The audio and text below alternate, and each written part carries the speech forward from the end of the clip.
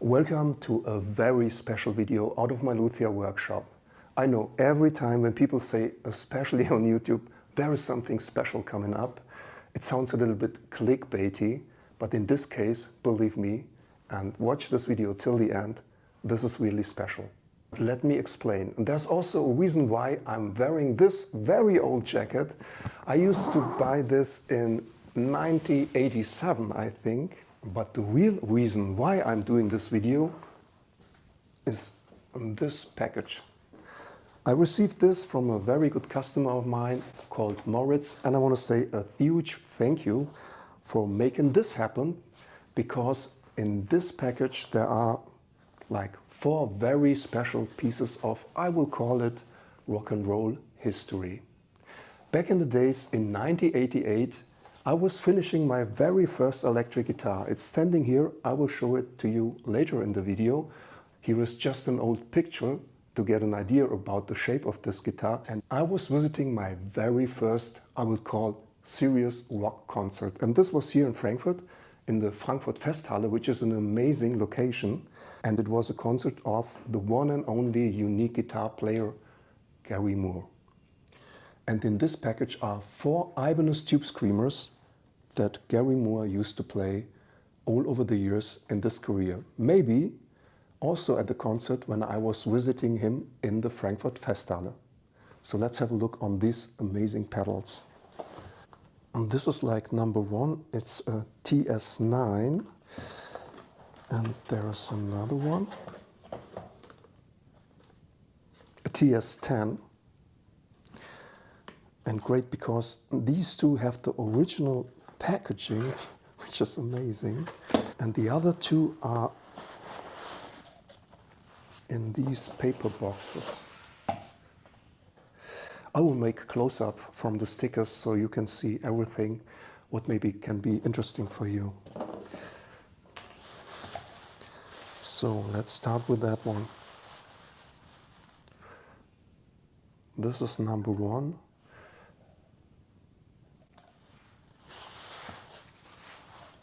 Of course, I have to keep this paper, no doubt about it. Second one.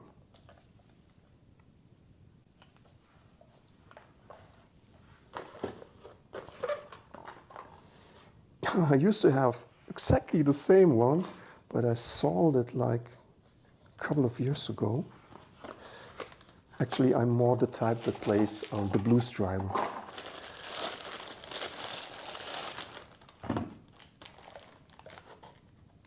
This is so amazing and so exciting. Even the manuals are in the boxes. Come on. This is crazy. This is really crazy. I will check the serial numbers so we can get an idea about the correct build here of these items. But there are also like tags from Bonhams. Not on each of these pedals, but on 2 of them. And this is nice because this one has these marks, the position marks. And you can be quite sure that this was done by Gary himself, which is amazing. Okay, Velcro on the back. There's an A. Ah, there's the serial number.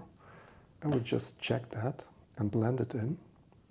Okay, I have the idea to make one close-up from each of these pedals, and then I will blend in the dates that I have researched in the internet. I forgot to mention that there is also a sticker on this box from Bonhams. And the funny thing is that this box is, I think it's on the other side. No, it's not. It's from a voodoo wipe. How cool is that? And while looking after the serial number of the first pedal, the sticker is gone, and normally the serial number is on the sticker, like in this case. I thought maybe I will open it up, and I discovered this. So this says that the socket and the mains were actually changed. So on this pedal, it's quite hard to say what is the exact build here. But let's jump to the other one. I have to remove the Velcro. And there's the serial number from the second one. I think this was the third one. It's cool. And this is the fourth one. Cool.